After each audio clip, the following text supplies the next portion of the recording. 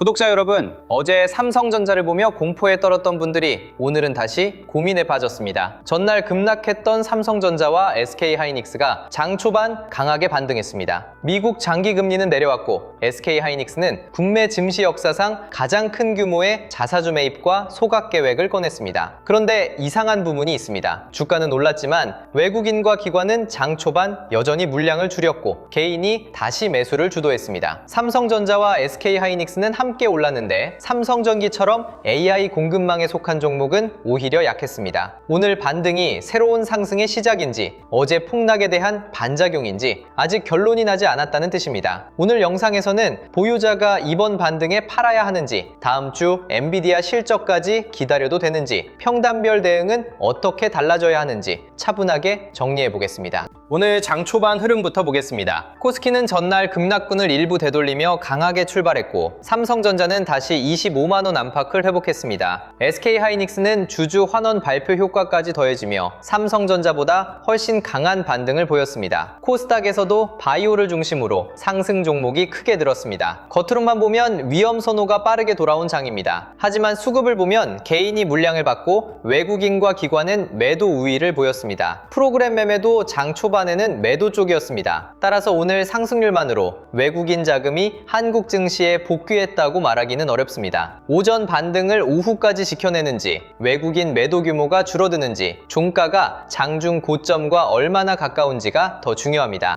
오늘 가장 강한 재료는 SK하이닉스의 자사주 매입과 소각입니다. 회사는 앞으로 3개월 동안 약 40조 원 규모의 자사주를 매입한 뒤 전량 소각하기로 했습니다. 대상 주식은 발행 주식의 약 3.3%입니다. 회사가 자기 주식을 시장에서 사들이면 일정 기간 실제 매수 수요가 생깁니다. 이 주식이 소각되면 같은 이익을 더 적은 주식이 나눠 갖게 되기 때문에 주당 순이익도 높아질 수 있습니다. 하지만 숫자보다 더 중요한 것은 경영진의 태도입니다. SK하이닉스는 2025년부터 2027년까지 자유현금 흐름의 50% 이내를 환원하겠다는 기존 기준을 50% 이상으로 높였습니다. 지금의 메모리 호황과 현금 창출력에 대한 자신감을 주주 환원으로 보여준 겁니다. 그렇다고 자사주 매입이 모든 위험을 없애주는 것은 아닙니다. 소갑 뒤 주당 순이익이 개선되는 것은 맞지만 매출과 영업이익이 저절로 늘어나는 것은 아닙니다. 자기 자본이 줄어 ROE가 높아지는 효과에도 회계적인 부분이 포함됩니다. AI 투자 속도가 둔화되거나 HBM 가격이 꺾이면 자사주 매입이 업황 악화를 완전히 막아주지는 못합니다. 40조 원이 한 번에 들어오는 것도 아닙니다. 3개월 동안 집행되는 과정에서 시장 상황에 따라 매수 강도는 달라질 수 있습니다. 따라서 이번 발표는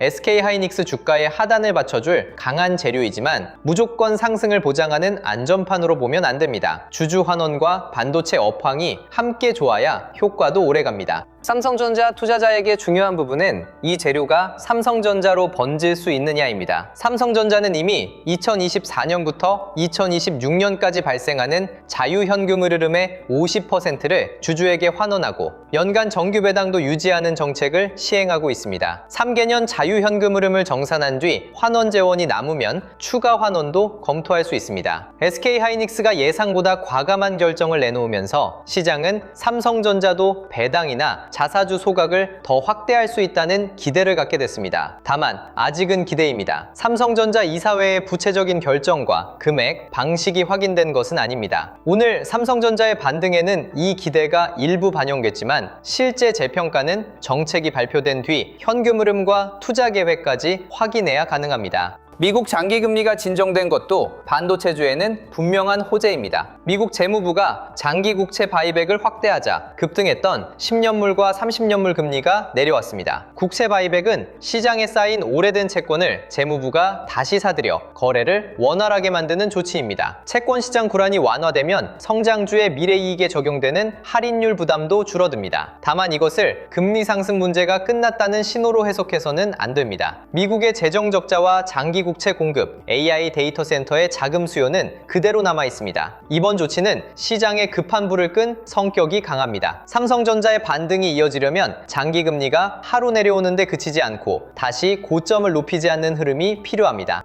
7월 FOMC 의사록은 예상보다 매파적으로 읽혔지만 이후 발표된 고용 둔화와 소비자 물가, 생산자 물가의 완화는 반영돼 있지 않습니다. 따라서 과거 회의의 문장만 보고 추가 긴축 가능성을 크게 높일 필요는 없지만 최근 물가 둔화만 믿고 금리 위험을 지워서도 안 됩니다. 여기에 중동 정세와 국제 유가도 남아 있습니다. 유가가 다시 오르면 물가 둔화가 늦어지고 데이터 센터 전력비와 반도체 생산비가 높아질 수 있습니다. 다음 주 개인 소비 지출 물가와 잭슨홀 발언이 연준의 최신 판단을 보여줄 것이고 주말 동안에는 미국과 이란 관련 뉴스가 반등의 지속성을 흔들 수 있습니다. 오늘의 금리 안정은 반갑지만 아직 확인 과정입니다. 미국 증시 내부의 움직임도 단순한 위험 선호 회복과는 거리가 있었습니다. 주요 지수는 소폭 반등했지만 미국 메모리와 저장 장치 관련 종목은 약했습니다. 반면 구글과의 맞춤형 칩 협력 기대가 붙은 마벨은 강하게 올랐습니다. AI라는 이름이 붙은 종목이 모두 함께 상승한 것이 아니라 새로운 주문과 고객이 확인된 기업으로 자금이 이동한 겁니다. 이 차이는 삼성전자에도 중요합니다. AI 투자 규모가 커지는 것만으로는 부족하고 삼성전자가 HBM과 파운드리, 기업용 SSD에서 실제 고객과 매출을 확보해야 합니다. 오늘 국내에서 삼성전자와 SK하이닉스만 강하고 삼성전기와 일부 소부장이 따라오지 못한 것도 같은 경고를 줍니다. 대형주 반등과 공급망 회복은 아직 같은 말이 아닙니다. 삼성전자 자체의 펀더멘털은 여전히 강합니다. 2분기에는 분기 기준 사상 최대 매출과 영업이익을 기록했고 이 대부분을 반도체 부문이 만들었습니다. AI 서버용 D램과 기업용 SSD, HBM 수요가 늘었고 메모리 가격 상승도 실적을 끌어올렸습니다. 하반기에는 HBM4 판매 확대와 HBM4E 샘플, 고객 맞춤형 제품이 중요한 역할을 하게 됩니다. 파운드리에서는 HBM 베이스 다이와 고성능 컴퓨팅 고객을 얼마나 늘리는지가 관건입니다. 현재 주가 변동은 실적 붕괴보다 높은 금리와 미래 공급 증가 우려, 급격한 수급 이동에서 나온 측면이 큽니다. 그래서 현물 보유자가 하루 급락과 반등만 보고 삼성전자의 장기 가치를 완전히 바꿀 이유는 없습니다. 다만 실적이 좋다는 이유만으로 진입 시점까지 안전한 것은 아닙니다.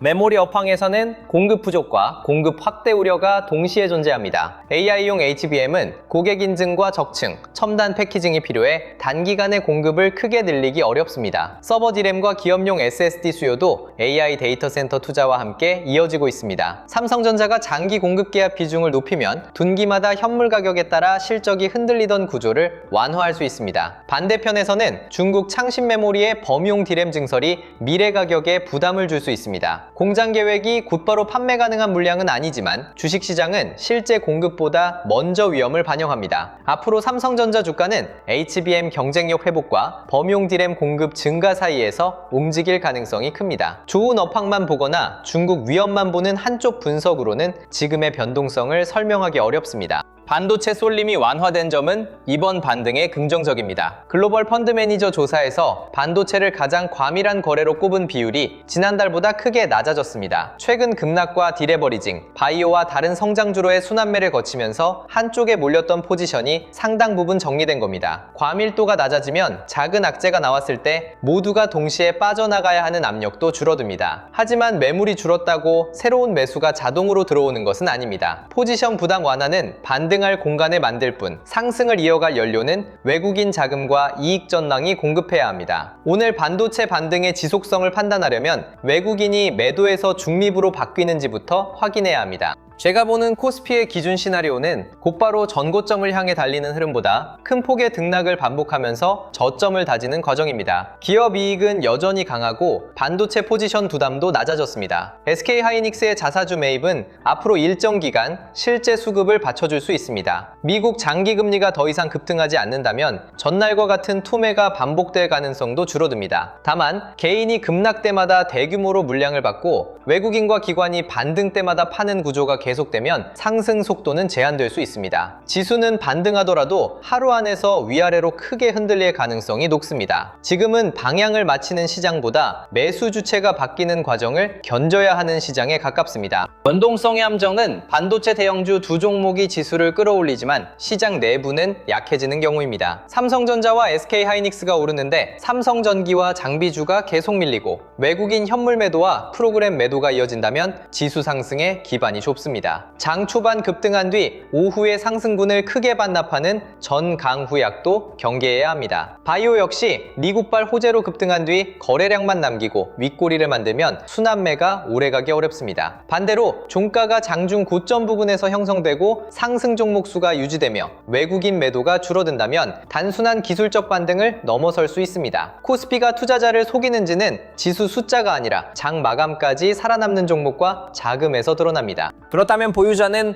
오늘과 내일 반등을 매도 기회로 써야 할까요? 현물 비중이 감당 가능한 수준이고 생활자금이나 대출금이 들어가지 않았다면 전량을 서둘러 팔 필요는 없습니다. 삼성전자의 실적 논리가 살아있고 다음 주에는 엔비디아 실적과 미국 물가지표처럼 AI와 금리의 방향을 바꿀 일정이 기다리고 있습니다. 기본 물량은 다음 주까지 가져가되 대응 물량만 따로 보는 전략이 합리적입니다. 다만 외국인과 기관이 반등에도 계속 팔고 삼성전자가 장중 상승분을 대부분 반납하며 반도체 후방 종목이 따라오지 못한다면 오늘이나 내일 일부 현금을 만드는 편이 좋습니다. 팔 것인가 들고 갈 것인가는 전망보다 계좌 비중과 반등의 질에 따라 달라져야 합니다. 평단이 23만원 아래인 보유자는 이번 반등에서 가장 여유가 있습니다. 수익 구간에 있거나 손실이 크지 않기 때문에 장중 흔들림에 쫓겨 전량을 매도할 필요는 없습니다. 삼성전자 장기 물량은 유지하면서 최근 급락대 늘린 단기 물량만 일부 정리해 현금을 확보할 수 있습니다. 보유 비중이 이미 크다면 수익을 모두 반납할 때까지 기다리는 것보다 계좌 전체의 변동성을 낮추는 편이 낫습니다. 반대로 비중이 적고 현금 여유가 충분하다면 다음 주 엔비디아 실적과 외국인 수급을 확인할 시간을 가질 수 있습니다. 이 구간의 투자자는 가격을 맞추려 하기보다 수익 쿠션을 활용해 좋은 물량과 단기 물량을 분리하는 것이 중요합니다. 평단이 23만원에서 25만원 사이인 보유자는 오늘 반등을 본전 탈출의 마지막 기회처럼 볼 필요는 없습니다. 현재 가격과 평단의 차이가 크지 않기 때문에 전량 매도보다 종가와 외국인 수급을 확인할 여유가 있습니다. 삼성전자가 반등을 유지하고 SK하이닉스뿐 아니라 삼성전기와 소부장으로 매수가 퍼진다면 기본 물량은 다음 주까지 가져갈 수 있습니다. 반면 오전 상승분을 반납하고 개인만 매수를 이어간다면 최근 저가 매수 물량의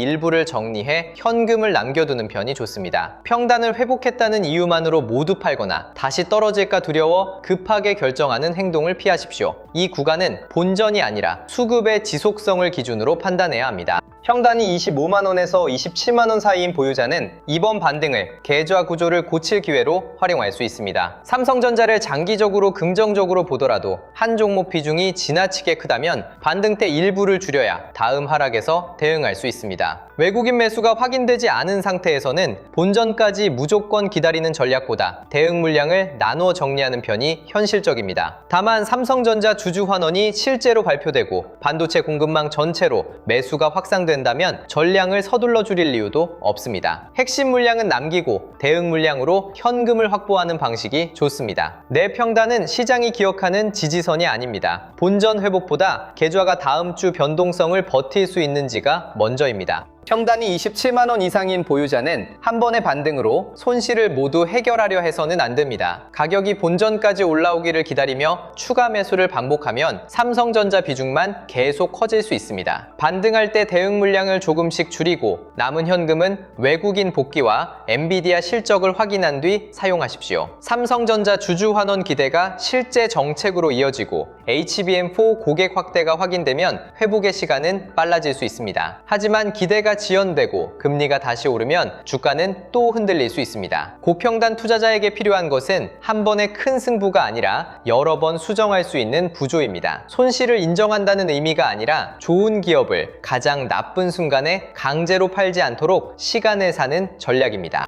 단일 종목 레버리지 투자자는 현물 보유자와 대응이 달라야 합니다. 삼성전자가 장기적으로 회복하더라도 급등과 급락을 반복하면 레버리지 상품은 매일의 리밸런싱과 음의 복리로 손실이 커질 수 있습니다. 오늘 반등은 무조건 추가 매수할 기회가 아니라 증거금과 현금을 확보할 기회에 가깝습니다. 전날 손실을 한 번에 되찾겠다는 생각으로 물타기를 반복하면 기업의 방향은 마치고도 계좌가 먼저 훼손될 수 있습니다. 특히 외국인 매도가 멈추지 않고 장 후반 반등이 약해진다면 일부 비중을 줄이는 것이 우선입니다. 레버리지 투자자에게 다음 주 엔비디아 실적은 기회이면서 동시에 큰 갭 위험입니다. 이벤트를 기다리기 전에 전에 결과가 반대로 나와도 버틸 수 있는 노출인지부터 계산해야 합니다. 신규 투자자에게 25만 원 아래는 분명 관심을 가질 수 있는 구간입니다. 사상 최대 실적과 AI 메모리 수요가 유지되는 상황에서 급락으로 평가 부담이 낮아졌기 때문입니다. 하지만 싸 보인다는 이유로 한 번에 전액을 넣어서는 안 됩니다. 첫 물량은 삼성전자가 급락 저점을 다시 낮추지 않고 외국인 매도 규모가 줄어드는지 확인한 뒤 접근할 수 있습니다. 추가 물량은 SK하이닉스의 주주 환원 효과가 삼성전자와 삼성전기, 반도체 장비주까지 퍼질 때 검토하는 편이 좋습니다. 나머지 현금은 다음 주 엔비디아 실적과 미국 개인 소비 지출 물가를 확인할 때까지 남겨두십시오. 바닥을 정확히 맞히는 것보다 첫 판단이 틀렸을 때 수정할 수 있는 여유가 더 중요합니다.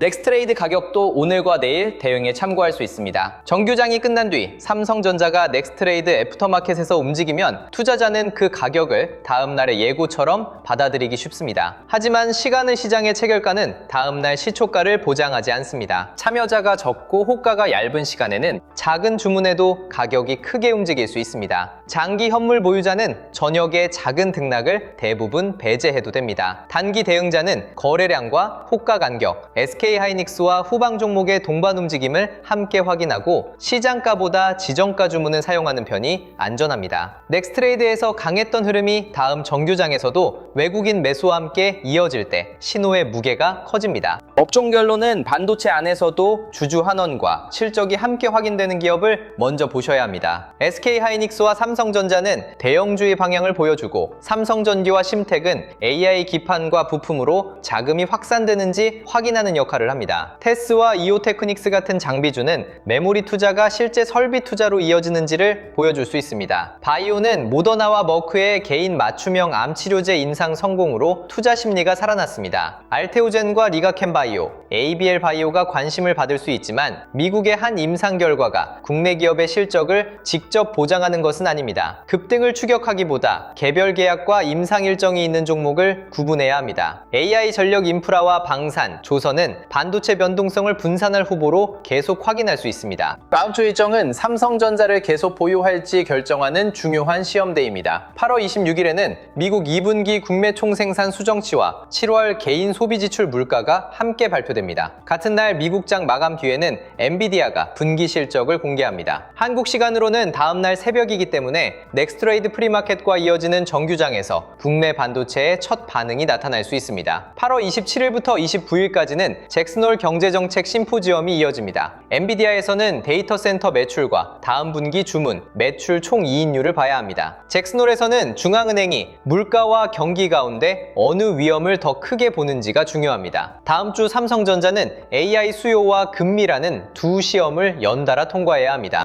여기서 지금 같은 장세에 맞는 대장주 눌림목 매매법을 알아두실 필요가 있습니다. 눌림목 매매는 급등한 종목을 무조건 추격하거나 많이 빠진 종목을 싸다는 이유로 사는 방법이 아닙니다. 먼저 거래대금과 상대적인 주가 강도, 외국인과 기관 수급으로 시장이 실제 선택한 배장주를 확인합니다. 그 종목이 첫 상승 뒤 차익 실현으로 잠시 밀릴 때 거래량이 줄고 이전 저점을 지키는지 본 다음 매수세가 다시 붙을 때 분할로 접근하는 방식입니다. 지금은 SK하이닉스가 주주 환원 효과로 대장 역할을 유지하는지, 조정받는 동안 삼성전자와 소부장으로 자금이 확산되는지를 함께 봐야 합니다. 가격이 밀리는데 거래량이 급증하고 외국인이 다시 던진다면 눌림목이 아니라 추세 이탈일 수 있습니다. 강한 종목이 잠시 쉬어갈 때 위험이 제한되는 자리만 골라내는 것이 핵심입니다. 구독자 여러분, 오늘 반등은 분명 의미가 있습니다. 미국 장기금리 급등이 진정됐고 SK하이닉스는 강력한 주주 환원으로 반도체 이익이 실제 주주가치로 돌아올 수 있다는 신호를 보냈습니다. 반도체 쏠림도 이전보다 낮아져 매도 압력은 줄었습니다. 하지만 외국인과 기관이 돌아왔는지, 삼성전자에서 후방산업까지 매수가 퍼졌는지는 아직 확인이 필요합니다. 주도주 알림센터는 단순히 삼성전자의 상승과 하락만 알려주는 곳이 아닙니다. 외국인 현물과 선물 수급이 바뀌는 순간 오늘의 대장주가 첫 급등 뒤 정상적인 눌림을 만드는지, SK하이닉스의 매수 효과가 삼성전자와 소부장으로 번지는지를 연결해서 확인하는 데 활용하시면 됩니다. 영상 아래 더보기란의 공식 신청 페이지를 통해 참여하신 분들께는 대장주 선별 기준과 눌림목 추세이탈 구분법, 분할 진입 진입과 실패 시 대응 순서를 담은 대장주 눌림목 매매법 파일도 함께 보내드리고 있습니다. 오늘 영상이 도움이 되셨다면 구독과 좋아요로 함께 해주세요.